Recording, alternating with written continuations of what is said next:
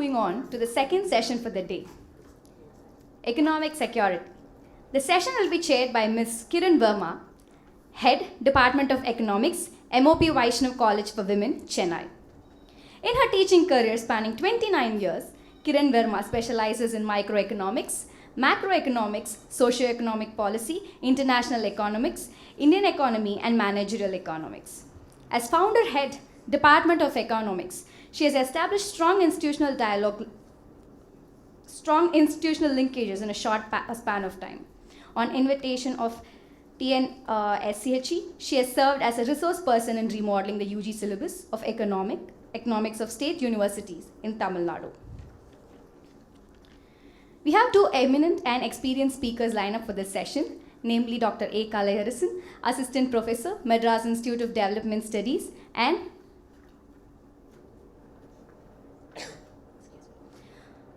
Professor Dr. Sriram Sundar Chawla, Professor and Dean, Jindal School of International Affairs.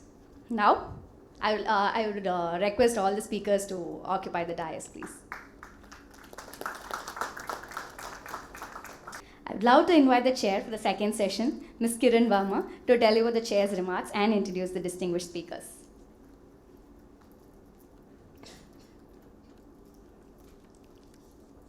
Good morning to one and all present here, and as we say in MOP Vaishnav College, happy day to all of you.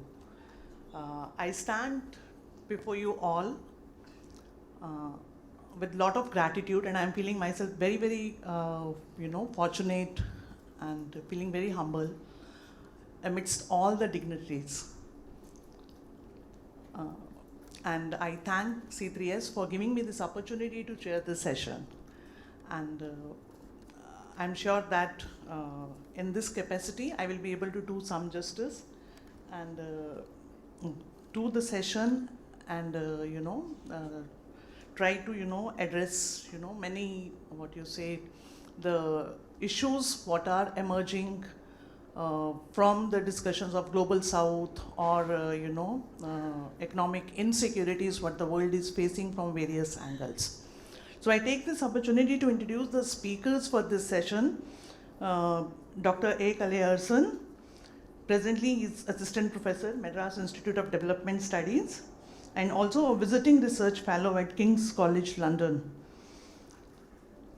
Professor Kalaiarasan is a research affiliate at the Lakshmi Mittal and Family South Asia Institute, Harvard University, and formerly a Fulbright postdoctoral fellow and visiting assistant professor at the Watson Institute for International and Public Affairs at the Brown University. He was previously with National Institute of Labor Economics Research and Development, a research wing of Niti Aayog, Government of India.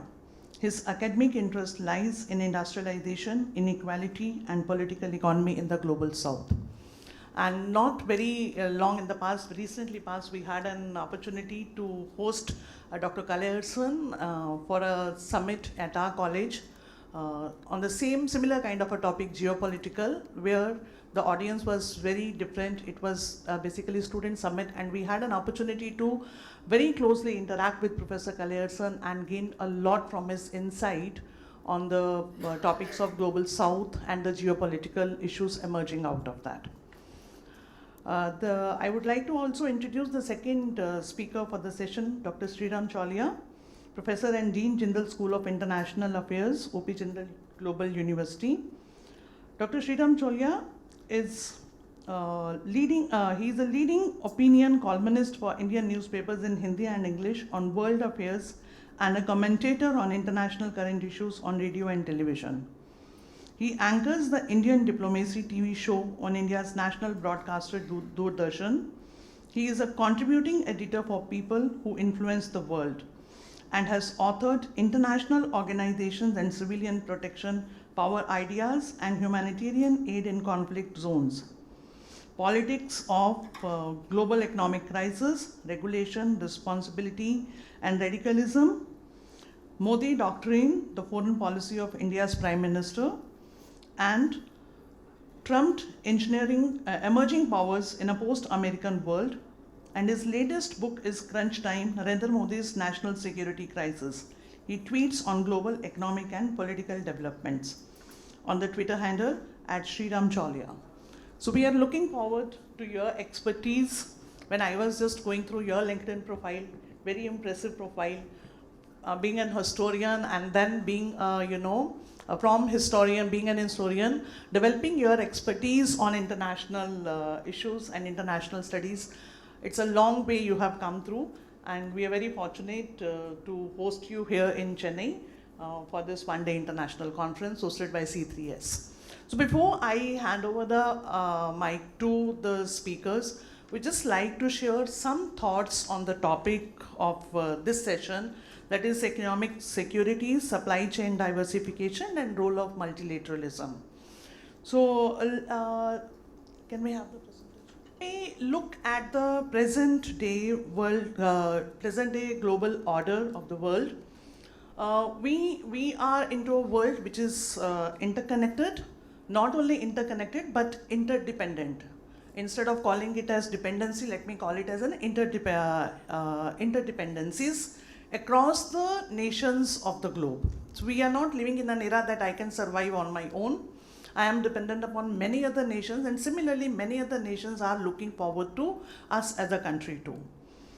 Not only interconnectedness, but we are amidst a world where the trade has become very, very complex.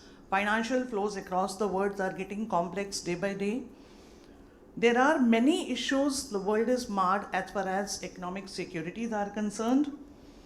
There are geopolitical tensions.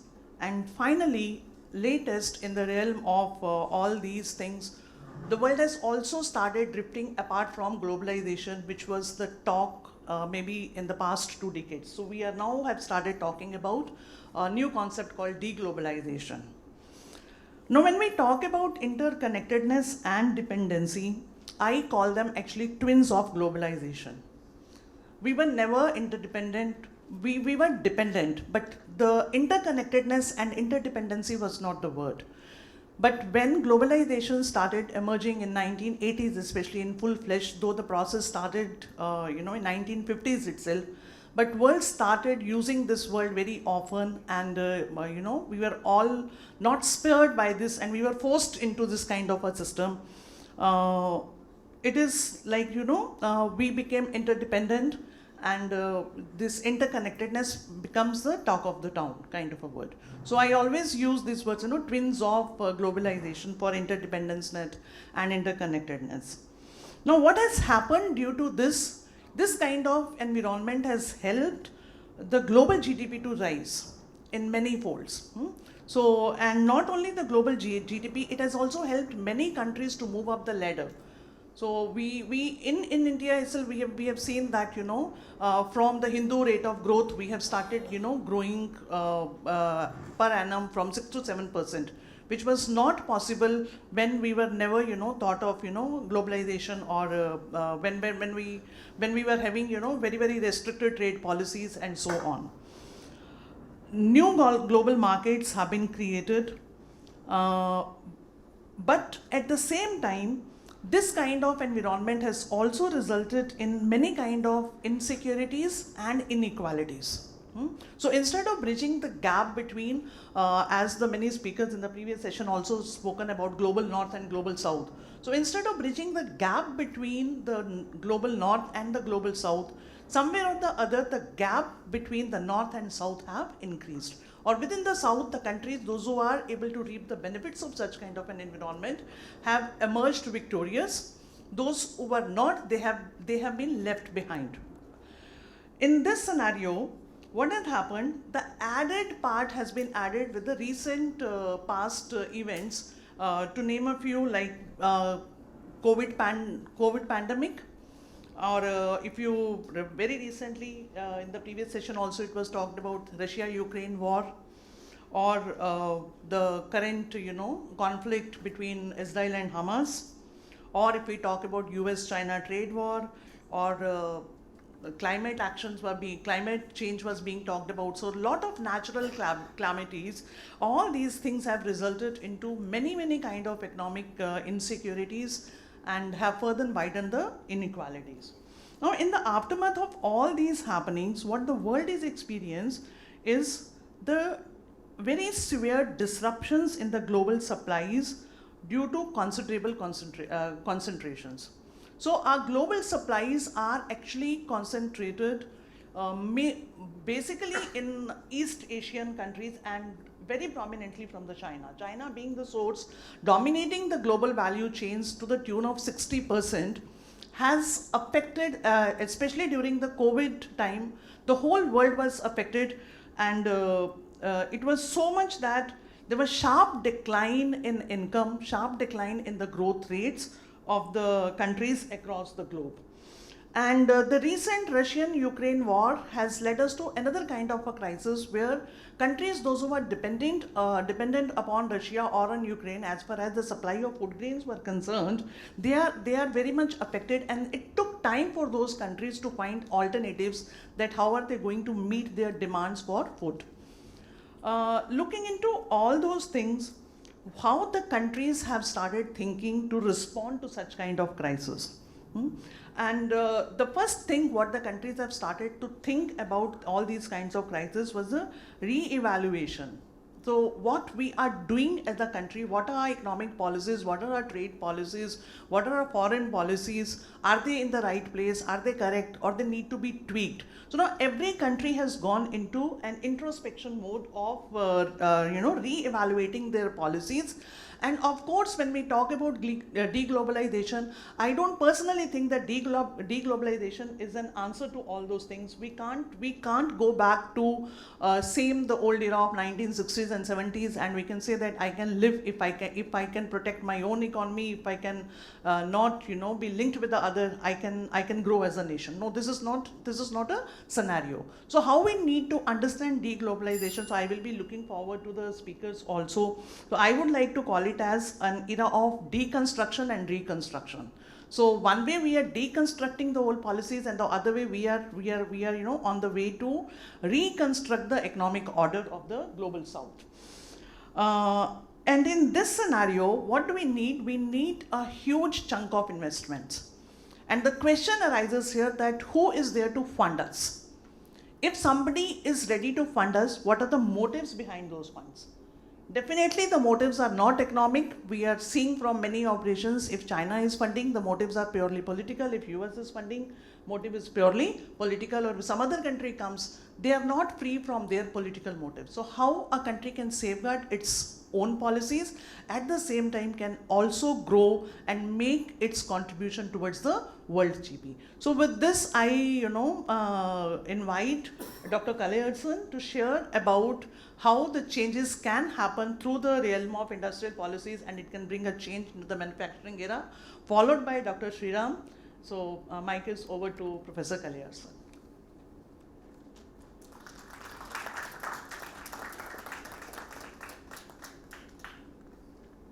Good morning, Commodore Wasen, Excellency Consul of Japan, Chennai, and colleagues and friends. It certainly gives me an immense pleasure to be here, and certainly a privilege to speak at a platform which is known for its reputation on international relation discourse.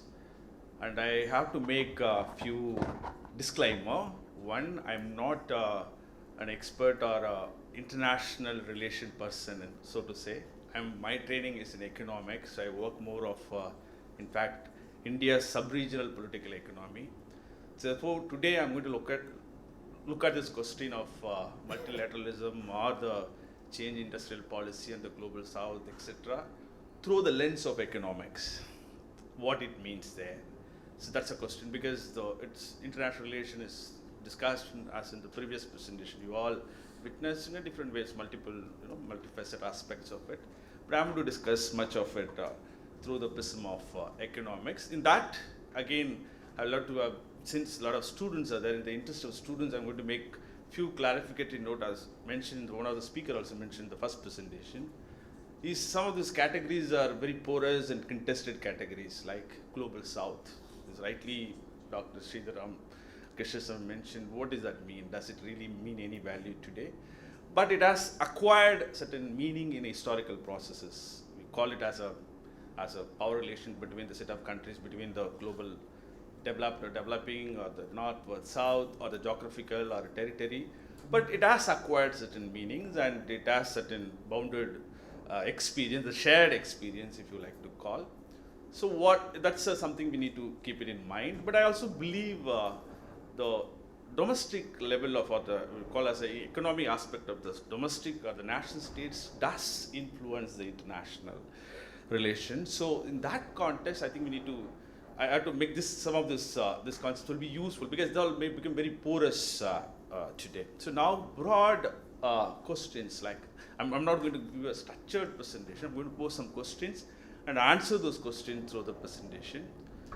Why this question? Why this matters, industrial policy? If you look at some of these debates, it's not just industrial policy matters in this global south alone, which used to be the case. We are all developing country, underdeveloped country. We had a different history from the global north, particularly Europe and North America. But now it has returned. It's not just anymore confined to global south or the countries of the developing world. It is in fact very much in the global north too. Then the question is, does it differ from kind of industrial policy that the global north has in vis-a-vis with the global south?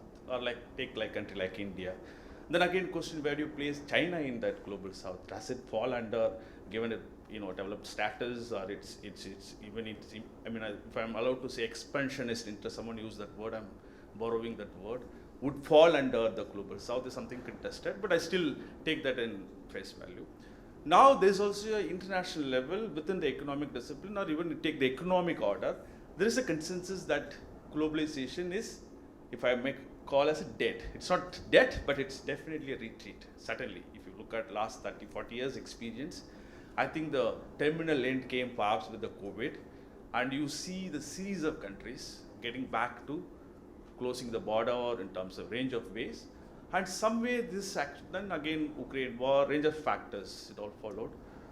You clearly see some kind of reversal in terms of flow of ideas or the flow of information. That kind of thing existed for the last 30 years. You all must have witnessed, remember this, some of this world is flat, Thomas Friedman, those kind of things now over. Nobody talks about now. It's now returned back to the nation state, back to the protectionism, back to kind of things happening. It's not just in the global south alone or the developing world alone. It in fact global north too. And I think one important factor in that is, I would see, is China. I definitely, someone has mentioned in the previous presentation, the supply chain and the value that the manufacturing share that it controlled, or the global value chain that it controlled, I think that got really disturbed in the COVID time, and many countries realize, no, we cannot put all our risk in one basket, we need to diversify. Perhaps that's actually revealing for most of the countries, even not just in the global south, in the global north too, particularly in Europe and North America. And given this global trend, what it means to India, what is that India takeaways from this change in the global order? Because globalization is dead, and the industrialization policy is back, and protection measures are back, and there is a Chinese factor. But what is that India is supposed to do? What is its structural position in such a way that it can exploit or learn or do what its ambitions or its aspirations are in the global scene? I think some of these questions that I'm going to address. Brief history. This all we know, the students would know, but still I just give a broad, kind of flagging out here. India's industrialization started 75 years. If you look at the first 30 years of the Nehruvian, then you had a economic reform 90s.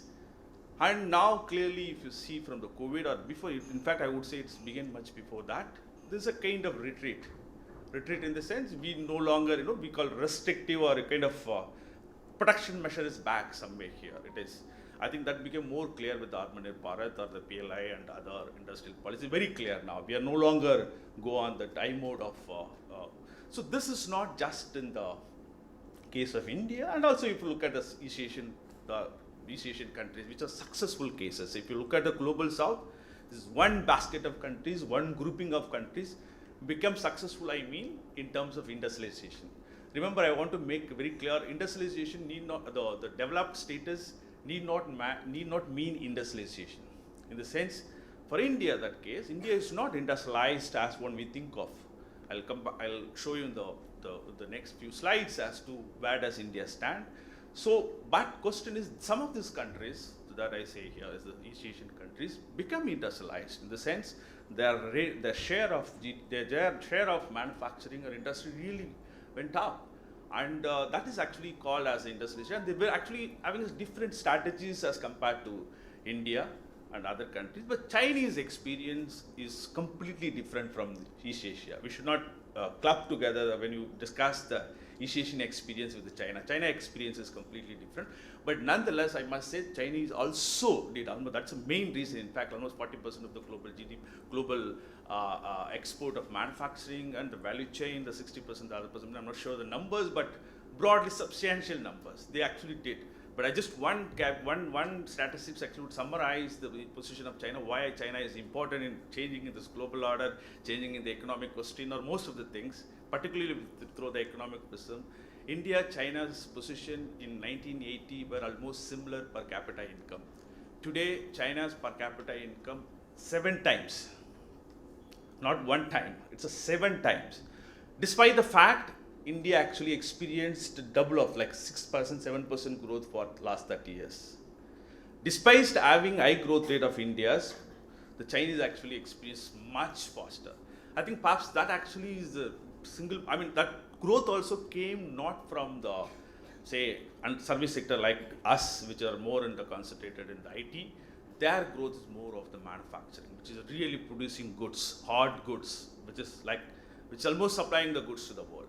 So this factor and this control of the supply chain disturbed the global order, particularly of the COVID time.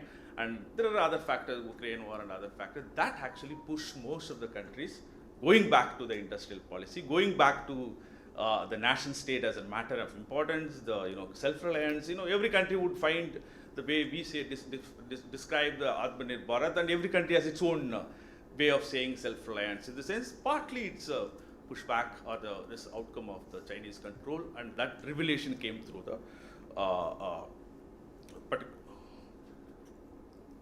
COVID time. So the East Asian experience, why that matters is actually particularly matters for us in India, because we all think we have aspirations in global level, important thing, there's a G20 and India acquired significance in the global level. But one thing we need to be mindful, whether our economic structure allows to be part of that ambitions. So that's a question that I am going to emphasize more and more in this presentation. Because why that matters? Because you need to learn certain experience in the global south, within the countries in the global south itself, particularly East Asia, which actually succeeded in industrializing its economy. And some of the measures they followed, which I don't think that India followed. There is enough evidence, consensus on that as to why India actually differed in its economic structure, instead of industrializing, it went to service sector. Whereas these East Asian countries developed, build their manufacturing, build their factories, build their products, unlike us, or China, of course, a different experience, Chinese state, communism, etc. But there are certain typologies, what economists call stylized facts, which are like historically measured, tested facts. Those facts are following, as I mentioned, I won't repeat here, which is public investment, certain land reform, certain even strategies that followed historically. There are certain factors which allowed the East Asian countries to exploit or build factories. Unfortunately, some of these measures India is picking up, but we did not do historical point in time as a precondition. So that still shapes. And the macro instruments, again, some of the instruments India also adapted, other countries in the global south adapted. Some of them become successful for them, particularly take the way in which foreign direct investment used by the East Asian countries, even China for instance. Why that matters? Because we all know for last 30 years, there's much discussion on foreign direct investment. It's been there. Most of the companies you see, the excellence here, Japanese companies, Hyundai, and different companies. But one factor differentiates us from China and East Asia is we are not able to exploit the maximum potential of FDI. FDI is not just the money coming from one country to another country. FDI is something called any money. Even FII comes this for institutional investors, simply a finance. But FDI is more important for the development, particularly for the global south countries, is the technology that has to come in.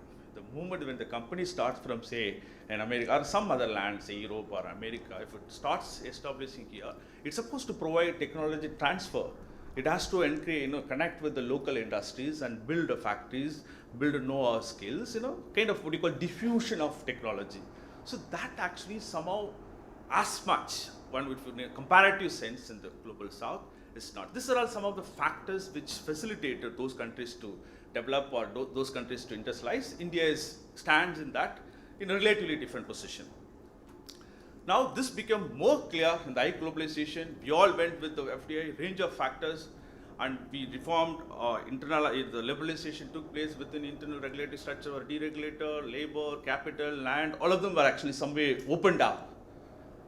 But now there is a kind of revelation or kind of learning that this is not going to resolve our problem, because we had 40 years of the Nehruvian thing of the closed economy, or called as the market as a deregulation system, or the 30 years of the economic reform seems to be not really delivered to us, not just to us, to most of the countries. And there are reasons are different. And that, again, the experience are different. If you look at the China's and India's experience, completely different. So this now has somehow reached with the emergence of with the COVID and the China's factor has ended. This high globalization period ended. And what has changed in that? Now, when you say the new thing, now there's as I mentioned in the first slide, that there's a new thing that is happening, which is production measures back, industrialization policy is back. Why the industrial policy is important? I'm saying I just have to give for the students' interest. Industrial policy for the economic free market guys would say industrial no policy is required from the government. So there's a free market. You allow the factors to move, and you will get a maximum advantage, the productivity of the what the factor is. So there's no intervention from above required. The industrial policy comes into picture when there is what they call as a market distortion. Particularly the developing countries do not have even market in some sectors. So that context, the industrial policy was needed. Then there was when the globalization debate picked up in 90s, there was a pushback saying that no, you don't need, open up the economy, things will work. But again, we are square one, back to. But the question is, are we back to the old position or something new from this experience? Is the question. I think we are new. The industrial policy is back, but not the industrial policy that existed 30 years before, or the pre-globalization time. No, we are not back to the pre-globalization time. We are in a new reality, and the new reality requires a new set of policies, and the new set of policies includes a new set of instruments that the countries use.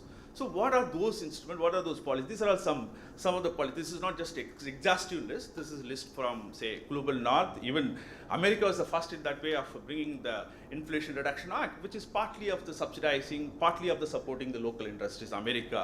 By America, like Make in India case of India's story.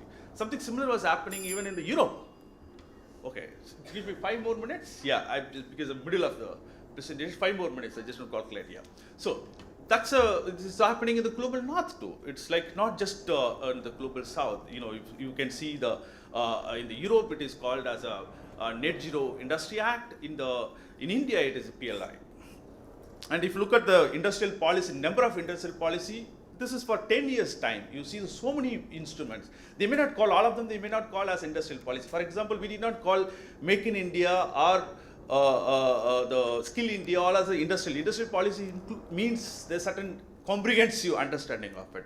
But there were instruments at a different point in time that were used to facilitate local industries. If you add up all of that, there's a definitely rise of industrial policy. Most of the countries, instruments are different from the old and new.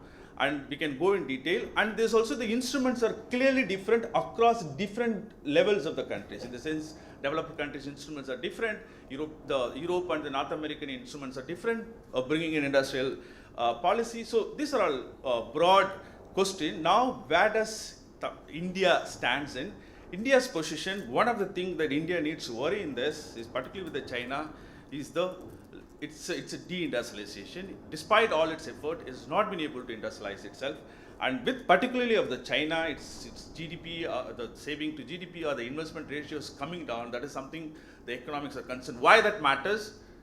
investment is a key for the industrialization, particularly for manufacturing. For the service sector, perhaps we can have a different set of growth with the global engagement.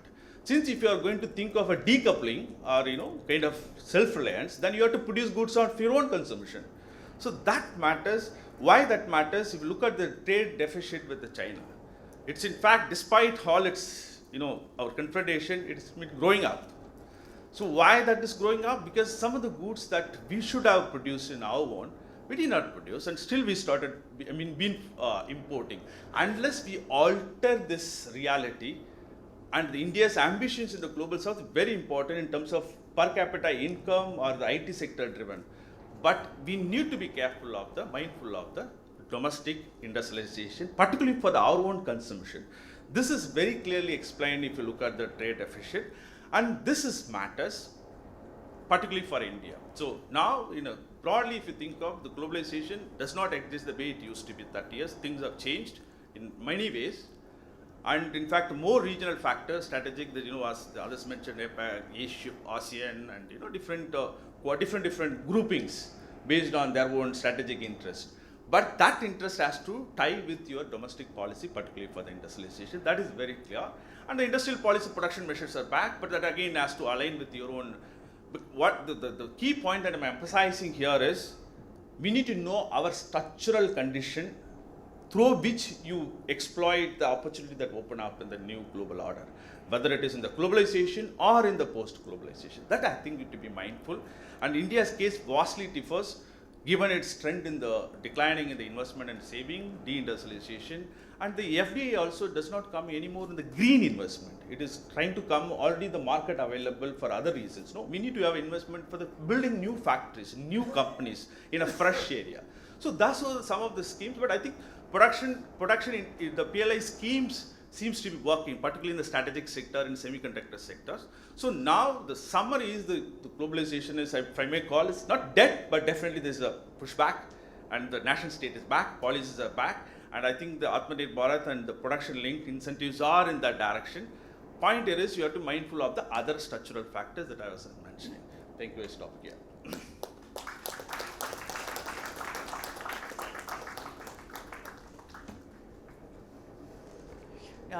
Thank you, Professor Kalaivatsan, for beautifully summing up the industrial policy and deindustrialization and deglobalization or globalization. And what I actually, found the most interesting fact in his presentation was that how the reverse following has started. The so-called proponent of free trade now are going back to the protectionist trade policies. So thank you for bringing out so beautifully in your presentation. And now I invite Professor Sriram Lohlia to take this session further and share his thoughts on expanding economic opportunities amidst evolving challenges of global south. Over to Professor Sriram.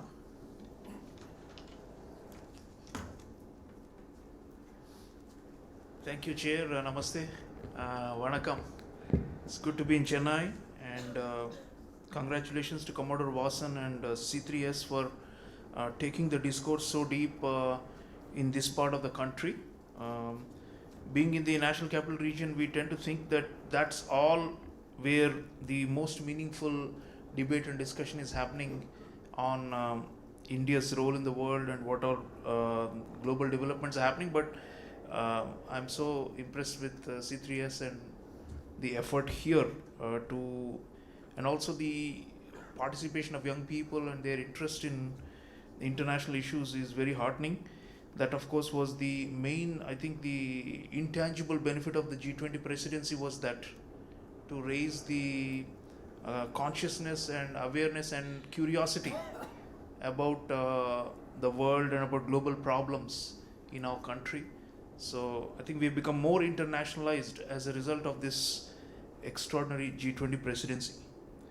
Now, on the global south, let me start with the problem and then try to posit some solutions. The number one problem is that we are in a very, very stressful and a challenging decade for the global south.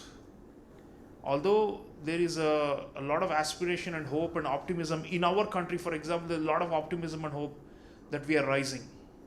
Honorable Prime Minister's vision for Viksit Bharat by 2047 is not beyond our reach, right? So in that sense, and you can find a similar sense of optimism if you go to other emerging parts of the global south or emerging power centers.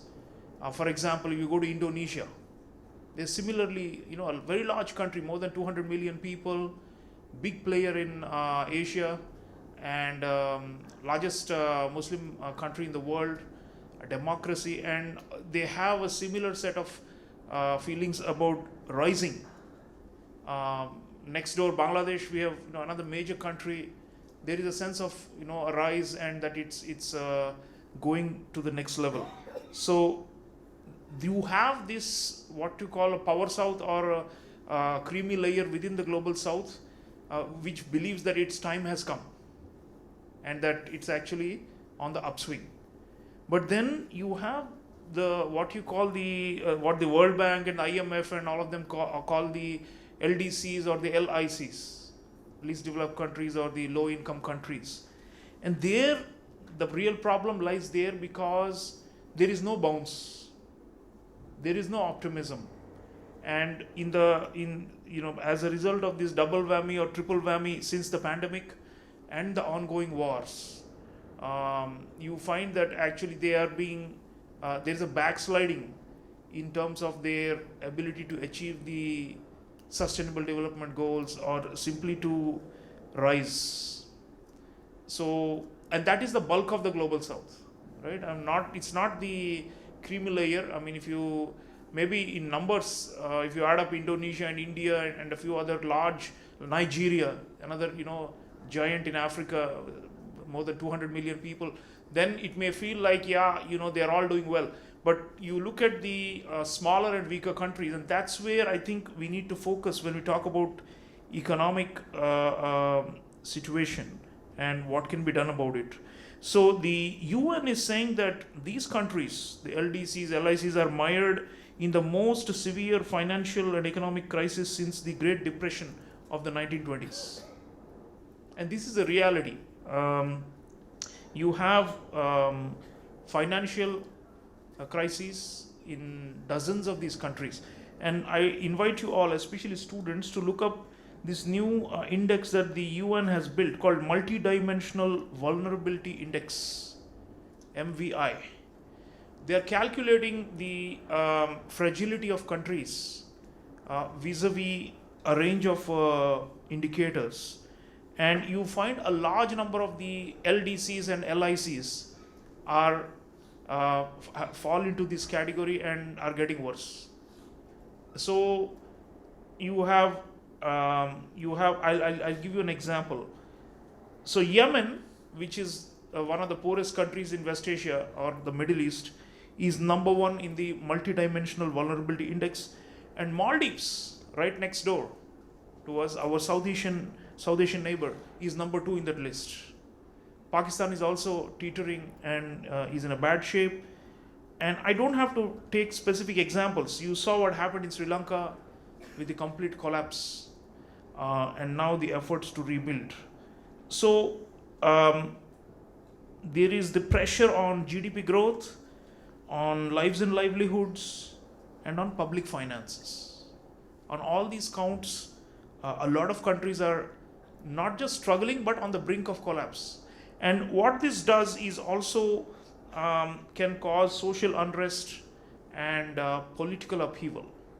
The overthrow of the Rajapaksa clan in Sri Lanka, which I know you're all very familiar living here in this part of the country, was just one instance of this phenomenon that I'm talking about, where countries are in severe public financial crisis, unable to repay debts, and are unable to service their obligations, international obligations, and so they are then kicked out of the capital markets, and therefore they then have to run to their nearest creditor, who may be an exploitative or a hegemonic power like China. So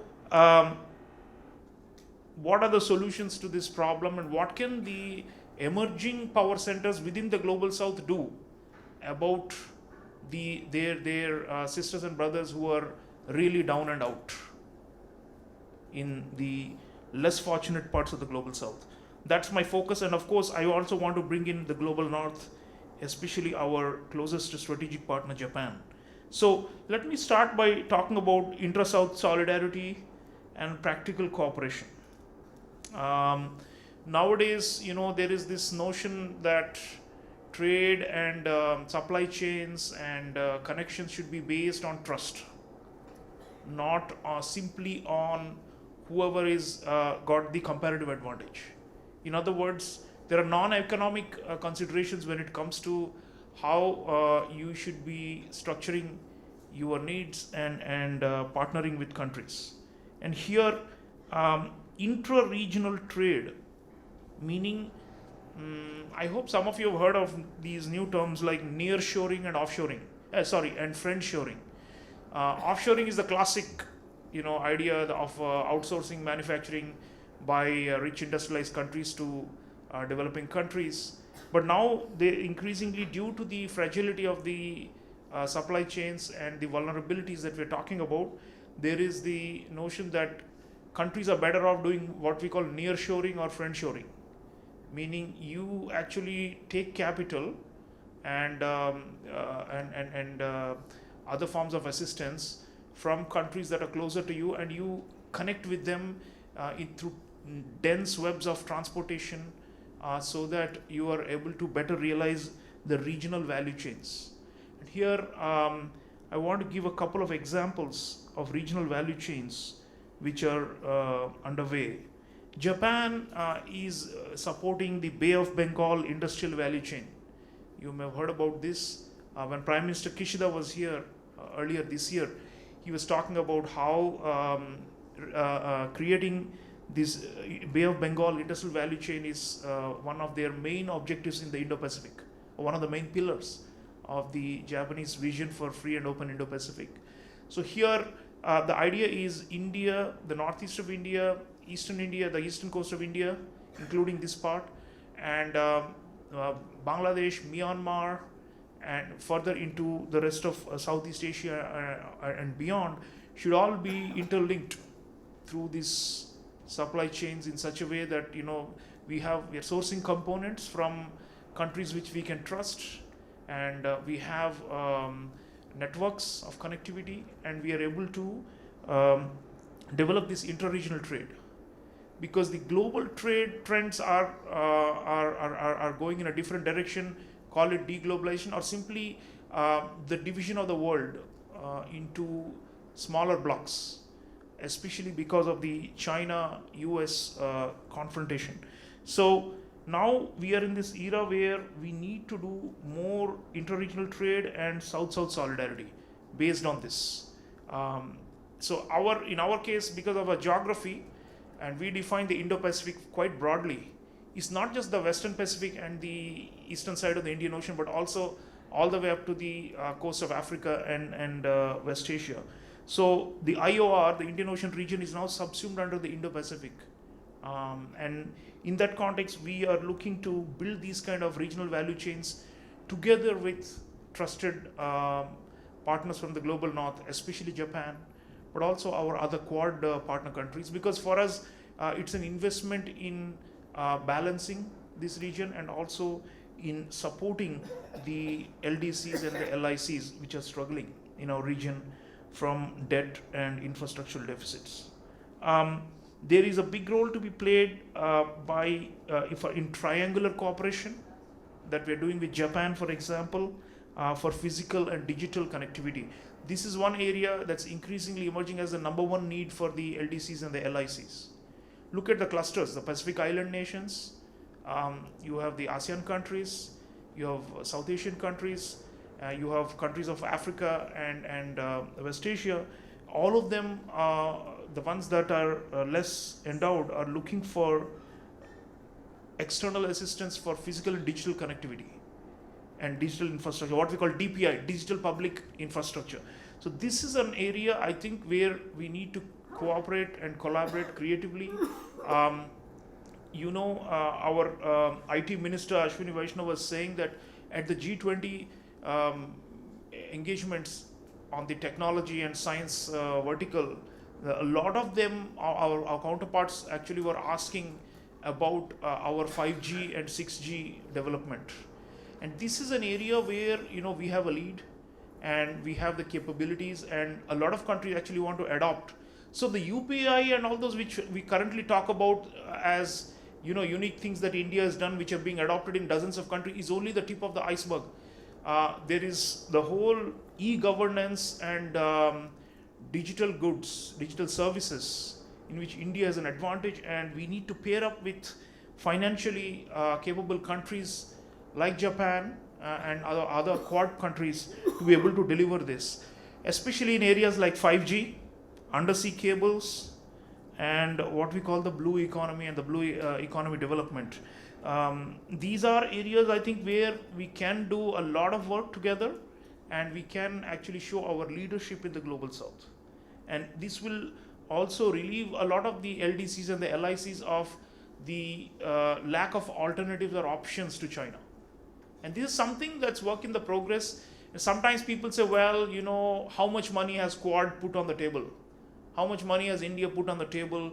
Can you really challenge China? I mean, the kind of loans and investments they do. Well, the wheel is turning. If you see the Belt and Road Initiative, it has slowed down significantly. They're talking about small is beautiful now, meaning they're no longer in the position to indiscriminately give out predatory loans and to buy countries the way they were doing and to trample on their sovereignty as was the case before. So the Chinese slowdown is an opportunity. Is an opportunity for other countries that are bound by these webs of trust to come together and put up alternatives.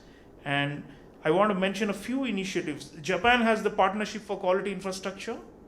Then we have also, along with Japan and Australia, the Supply Chain Resilience Initiative. And India also has the IRIS,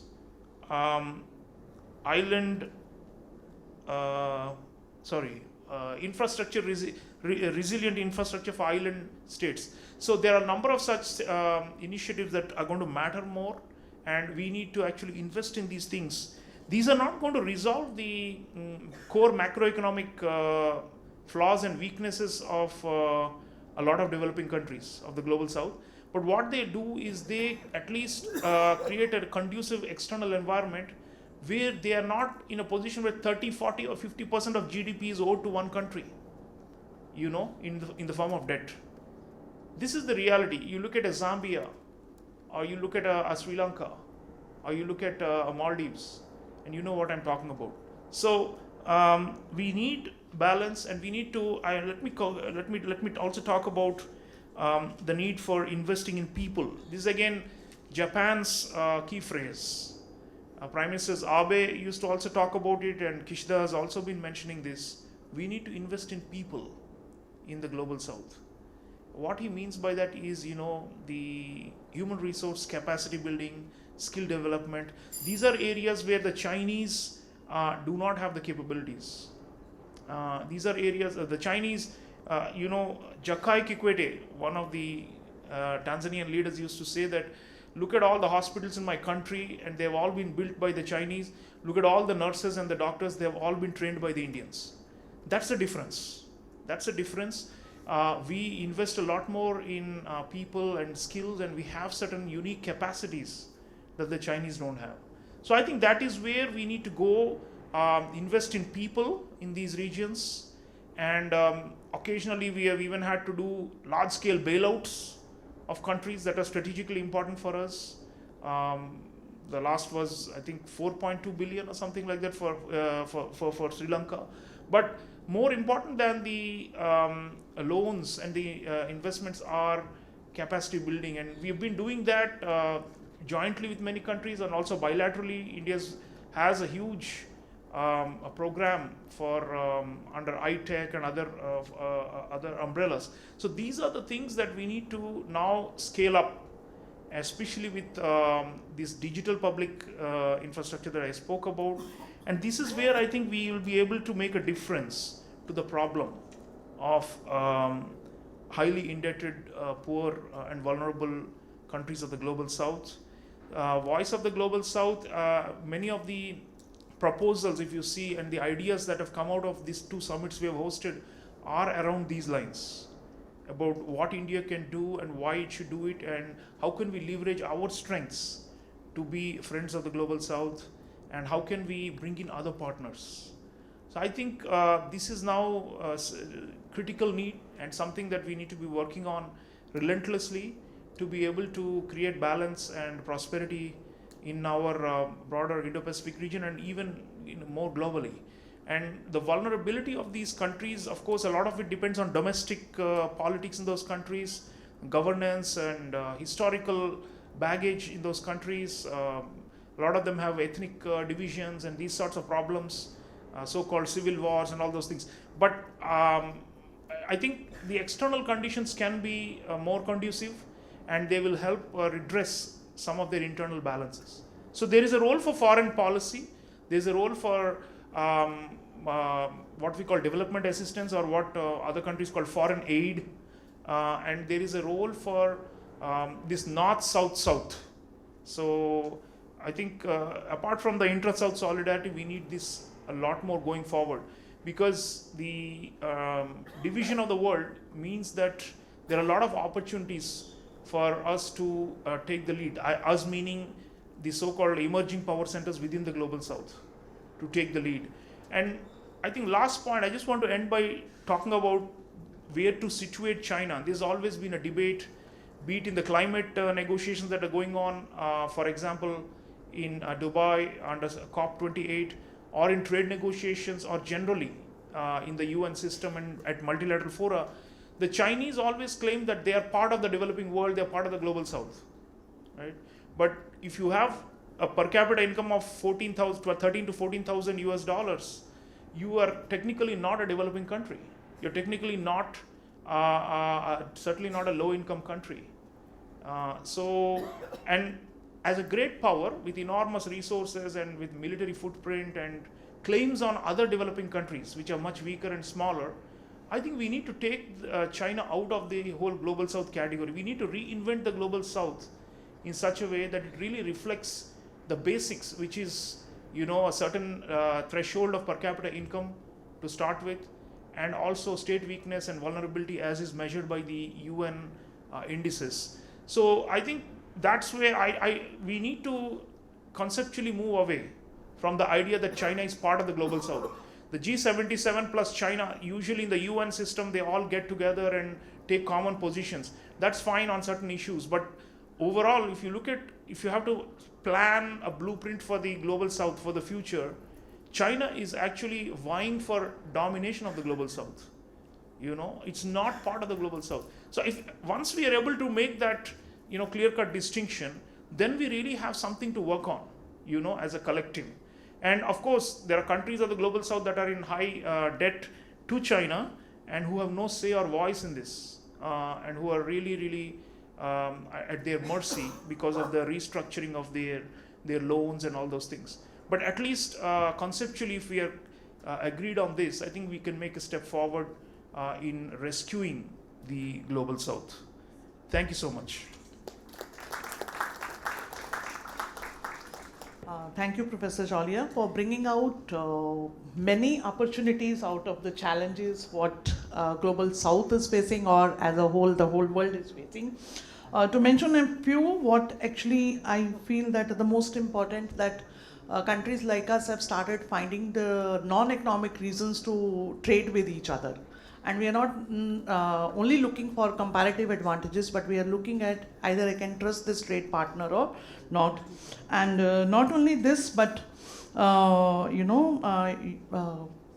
worth mentioning Japan's effort in building, the Bay of Bengal industrial value chains, so that, we can overcome the supply chain vulnerabilities what the world at this point is facing. So I think this will lead to more kind of economic securities, and the trade will further boost with such a kind of an action. Your mention of multidimensional vulnerability index by the United Nations, I think this is one step further to define the countries, those who are not vulnerable as far as their incomes are concerned, but there are many other parameters too. And the last but not the least, what actually caught my attention and I'm very passionate about is the investments in human resources. So either we are a developed country or a developing country, we cannot ignore the power of human resources in the whole economic process. So thank you for mentioning that. So with this, I can take this opportunity to thank the speakers and open the forum for the questions. The rule for the question and answer session remains the same as Commodore Vasan has already set in, that only one question, keep it very brief.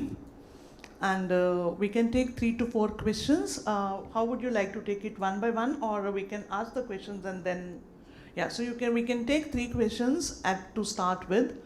Please mention your name and the organization you come from, and also please mention the speaker to whom you want to ask the questions.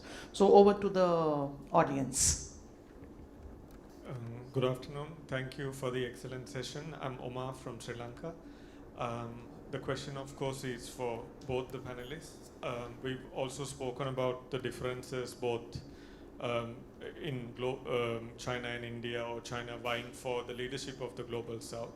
But taking it a bit further, in your opinion, what type of cooperation could India and China forge for the Global South, or the southern part really, to be formidable in world politics and the world economy? Thank you.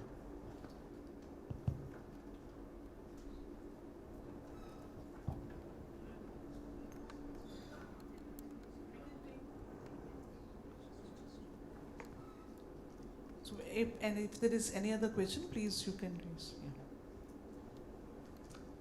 Thank you, Chair, and thank you for both of your presentations. I am Sanu. I am a PhD scholar from IIT Madras. My question, it's not a question, actually a clarity for, to Dr. Kaliyarasan. So it was quite unfortunate that you had to speed up towards the end of your presentation. So you were discussing about India's position to adopt a new industrial policy and start new industries or companies. But do you think being a welfare state isn't a long-term challenge, or is it a long-term goal for India? Or as the graphs you were showing at the end, that even after the territorial disputes and international confrontations, India still being one of the largest or leading trade partner, bilateral trade partner with China. So it's even after these things, India can maximum do is banning some apps or products. But as you said, like trade is still going up.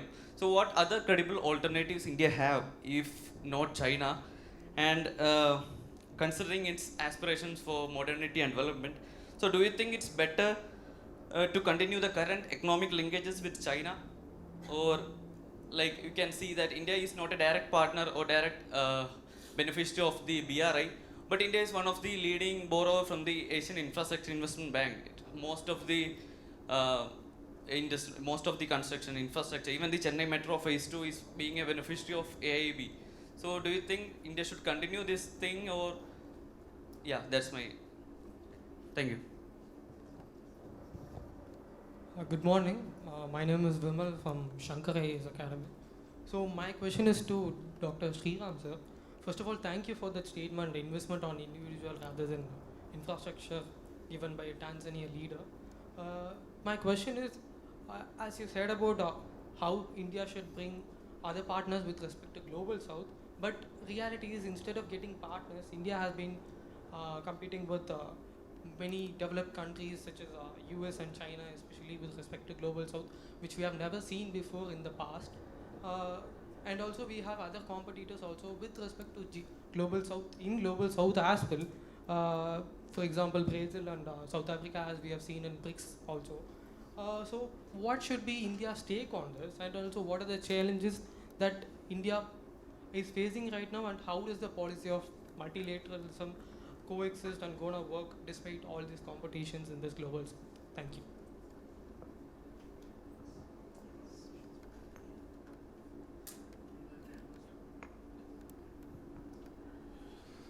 Yeah, thank you. I just go with the reverse order, maybe the second question, which is of the industrial policy and the welfare policy. Yeah. See, I think the both industrial policy and the welfare policy need not be in conflict. In fact, most of the countries, if, as I mentioned, the East Asian success, that's considered to be the model for the many countries within the global south. Beside the Chinese experience is unique given its authoritarian regime and state, communism, etc. It's a different set of, altogether it's a different regime. So it's something to learn from the East Asian experience, where in fact the industrial policy and the welfare state went together. The welfare state, again, it's a very open-ended category. Welfare state, it has a different meaning to different countries. So welfare, one can think of here as a industrialization. Obviously, when the industrialization takes place, when the market penetration takes place, there will be some who are worst off, some people who gain, some people who lose. There's no possibility that everybody would gain from that. Of course, there will be some people who lose as the growth takes place. Then the welfare steps in. That's kind of, you'll have to definitely protect not that. And the second is also, as the other speaker mentioned, the investment, the human capital. That is actually very tangible as to take place in this, particularly the education. So earlier, the India's concern was of the getting kids to the school, getting students to the university, basically GER in the graduate level or the schools. Now the question is no longer is about numbers, it's about the quality. If you look at most of the HR guys ask what's India's problem, they'll say the skill gap. The kind of things that the students get in the schools or the colleges is no longer suitable for the industry. I think for that, obviously, welfare intervention matters. Welfare intervention, not just the subsidies or the food aspect, it is also the active intervention in the human capital. So in that sense, the industrial policy and the welfare can go together. I don't think there's any conflict in that.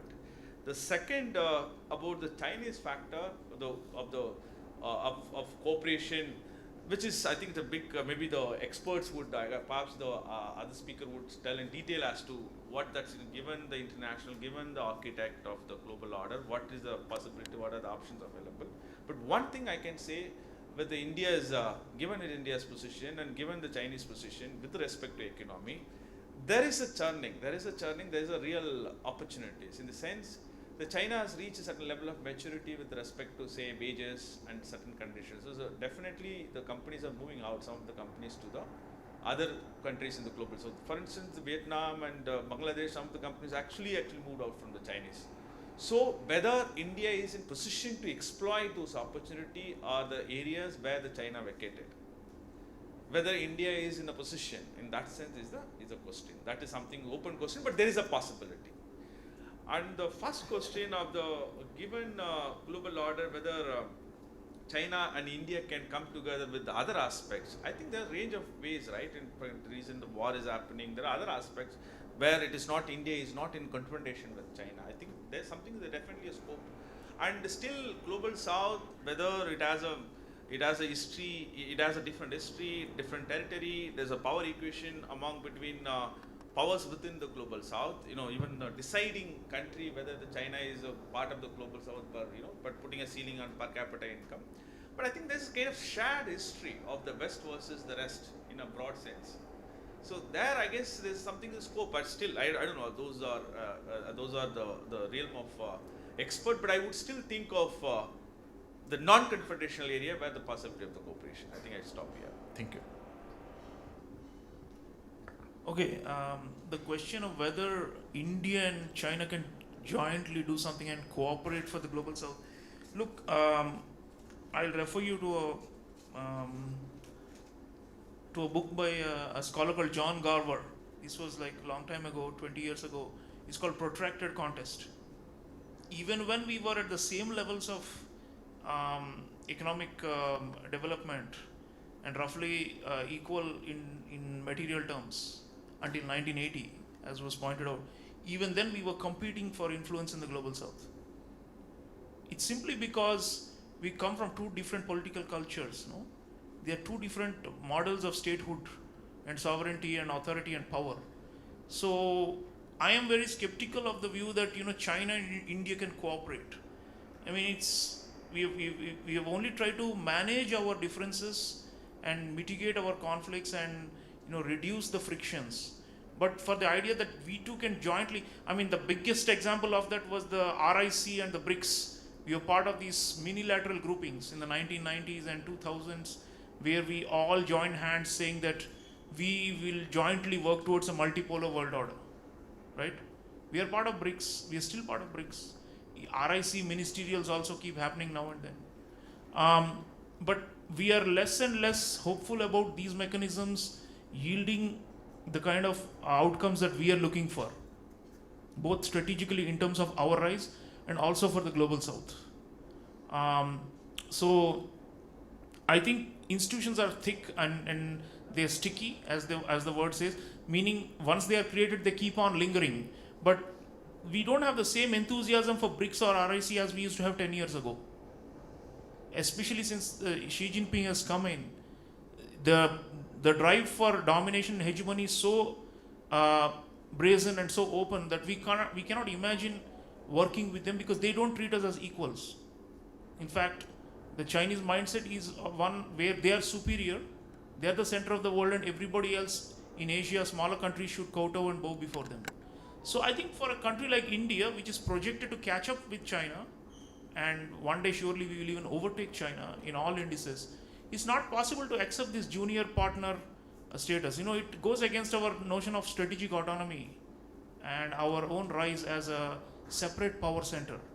So what we want is avoid war with them, but I think cooperating with them, there was a time, it may sound like ancient history. I'm writing a new book called Friends, India's Closest Strategic Partners.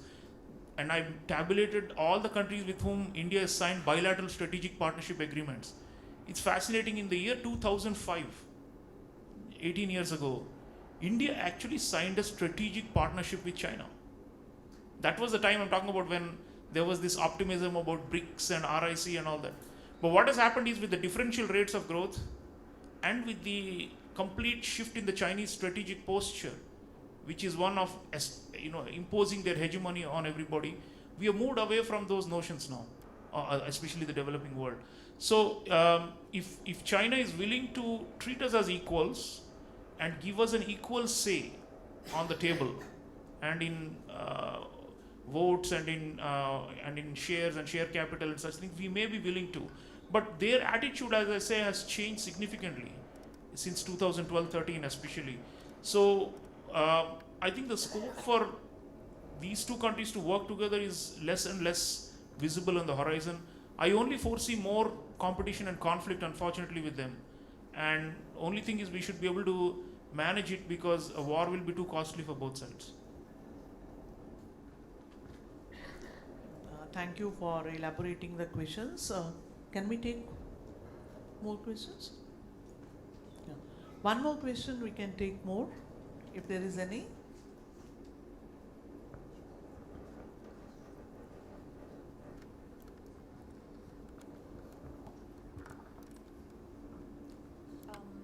I'm Yamini from Loyola College, and my question is to Dr. Kalayarisan. So you mentioned about India needing to focus more on setting up industries and everything. As Dr. Cholya rightly mentioned, we have the COP28, which held in Dubai, and personally I too feel it's high time that the global south and the world in general focuses on climate related policies and economic policies that go in line with each other. When we talk about China and India, China has a very ambiguous climate policy. They say they would be committing to climate sensitive policies, but they've been spending more than half of PRI's investments in non-renewable sector. When it comes to India, India has been a very a sensible stakeholder in climate related policies. But when we ask India to focus more in the industrial sector, where do we keep these kind of climate related questions in the equation? That's my question. Yeah, thank you. It's a good question. It's very important questions to think of. See, I must confess here, there is no country in the world developed without industrializing. If you take the big countries, you can give an example of Singapore or small enclave-based economies are different. So all developed country, if you look at the 200 years, the development or industrialization is years, say 200 or 300 or 250 years of the world experience, right? European experience, 200 years of the experience. If you measure any country in the world, if you take it without enhancing its share of industry, share of manufacturing in that, no country you can find, except maybe some small, given a small enclave-based economy, as I mentioned, Singapore or similarly positioned countries. So given our size of the population, given our size, I think it is we need to produce goods. We cannot be importing the goods, at least not if we're not exporting the goods, at least we need to produce goods, the goods that we consume within India. If we are not able to produce goods and dependent on some other countries, then I don't think that's going to be anyway, not just forget about achieving the position in the global order. Even for your own self-reliance, it's not going to. We are not doing that. If you look at our balance sheet of the import-export for the basic goods, still we are part of substantial goods are being imported. So unless we when we grow, obviously your consumption basket also will grow, right? Your share of consumption will go up. That's what the development pattern is. The mass consumption will go up. So that production also should go in tandem with that consumption. But the question here, as she rightly asked, what will you do with in the context of climate change? So the question is again serious question. Now the technology has to come in for the climate change. Climate change, one of the problems, in terms of mitigation efforts, energy transition, and there's something called deep decarbonization, which is in the sense the way you use in energy input in your industrial or in other purposes, how much that is actually efficient in terms with respect to carbon content in it. In both aspects requires the technology. So the technology again, whether India is in position to put money in R&D and get the technology done and produce goods such, or is it can have a strategic relationship with the West or other powers or whichever countries in the world to have that cooperation or make a mandate even or negotiate better in the global multilateral institution when the climate question is discussed. If, don't tell us reduce your carbon, also give us the technology to. So I think that kind of strategy needs to be. There is no way out without industrialization. Thinking of only we can do the service sector through with the global engagement with America. I think that phase is over now. Looks like now I think it's high time that put up our nuts and bolts and look at things. Get the stock. What's happening in our country and see what that can be done. I think that's looks like it's as a necessary condition, not in fact as an option available. I think that's I would take a response as you can ask. Good morning, sir. I'm Sahana Karthik from the undergraduate program of economics in MOP Vaishnav College. My question is addressed to Dr. Sriram Cholya. So, sir, you mentioned eliminating China from the global south and also how we are looking away from China as an option for loans, but its role cannot be necessarily avoided while looking in the context of global south or globally as well. My question is that while you mentioned that we are trying to make make the external environment more conducive for the LDCs and LICs, the sustainability of the debt that the countries take is more of an internal assessment that the countries need to do. While most LDCs and LICs face a lot of internal disputes and political instability, which necessarily makes it difficult for them to actually risk assess for these debts given by Chinese companies, how do we as the emerging leaders of the global south, not just India but the creamy layer in the global south in general, how do we make sure that the internal environment is also made better for these countries, but also making sure that we are not stepping into their territorial sovereignty? Thank you. That's a very sophisticated question. Look, we are not like the US. We are certainly not like the Europeans who go in and say you lack good governance and you should implement these structural reforms in order to get a loan. That's the Washington consensus. The opposite, the Beijing consensus is no questions asked. I just stuff some bundles of cash into the pockets of the president or the prime minister or the first lady and I get access to all the minerals in that country. That's the Beijing consensus. So what is the New Delhi consensus or the Chennai consensus or the Mumbai consensus? That's something we at the level of intellectuals need to develop. We do electoral assistance, we do good governance support, we do democracy building in countries which are transitioning. For example, we were doing that very, very diligently in Myanmar. until the break with the military, the return of the full military rule recently, which is very unfortunate. We were doing that in Afghanistan until, you know, the big break with the fall of Kabul to the Taliban.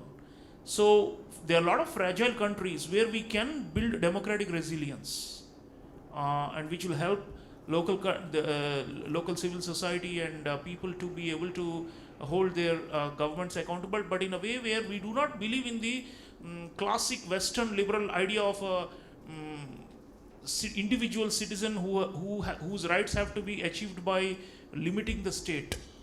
You know, they see the liberal mindset is that there is a fundamental zero-sum game between state power and the rights of individual citizens, right? So what they do, it becomes very confrontational and controversial. Their so-called good governance interventions, you know, or nation-building exercises. I mean, look at what they achieved in Iraq or in Afghanistan over the last 20 years, or now in Libya over the last 10 years since overthrowing the government. They have been disastrous, right? So clearly we don't follow the Western model, but we can act, and I think in a way the Western countries have also been chastened by their failures. Now, I mean, the US is quite wary and reluctant to get into these so-called land wars and, you know, nation-building exercise again. So they have also come around to realizing the folly of this Washington consensus, you know. I see that even the multilateral banks like the World Bank and the IMF, the Bretton Woods institutions are also booting their mindsets. It's not so much about meddling and dictating and saying you do these, and you fix your government, you know, and you reduce corruption in your country. I mean, that's not easily done simply by dangling a loan. So I think we have to do more patient work. We have to do more creative work. For example, with Myanmar, you know, we don't oppose the junta in a way where we want to overthrow it, but we are with the people of Myanmar. India is a democracy, right? It's not like China. So ultimately, our sympathies lie with the people of these countries. So the question is, can we devise some creative interventions that will help these countries to become better governed, without it looking like a big brother coming from outside and meddling in their internal affairs or bossing over them or imposing a certain model. So I think that's the real challenge, and there are some interesting initiatives we have done with Japan, for example. We have tried to coordinate on Myanmar, on the transition, and try to bring it back to democratic path, and with ASEAN. So there are, I think, more subtler ways in which we should be able to do these things. We, for example, train a lot of journalists of many countries that have authoritarian rule. People don't realize what is the purpose behind it. It's because they should come and see a free country like India and see our, you know, journalistic freedoms and try and, you know, absorb some of the journalistic values and principles that operate only in democratic systems, with the hope that eventually it will be able to transform. But it will not be blunt and crude like the Washington consensus, but it will be more values based than the Beijing consensus. So we are somewhere in between. Thank you so much for the people, those who have asked very insightful questions, and to the speakers for addressing all these questions to the satisfaction of the people, those who have raised these questions. And I think we are towards the end of the session, and I hand over the mic to the MC.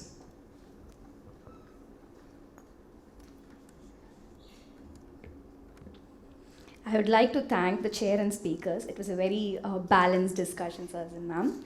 It was a very well-rounded, and what I take away is that India needs to address its historical gap by investing in industries and build on its strength as the people. I also thank the very lively Q&A session. Before we conclude, I would like to request Ms. Kiran Verma to felicitate the speakers.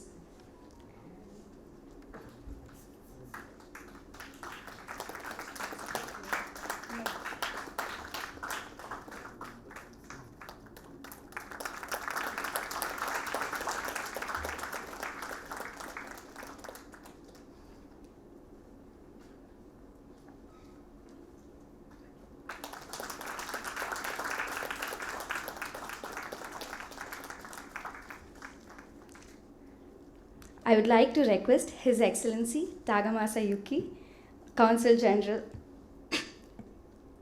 Consul General of Japan in Chennai, to felicitate the chair, Ms. Kiran Verma.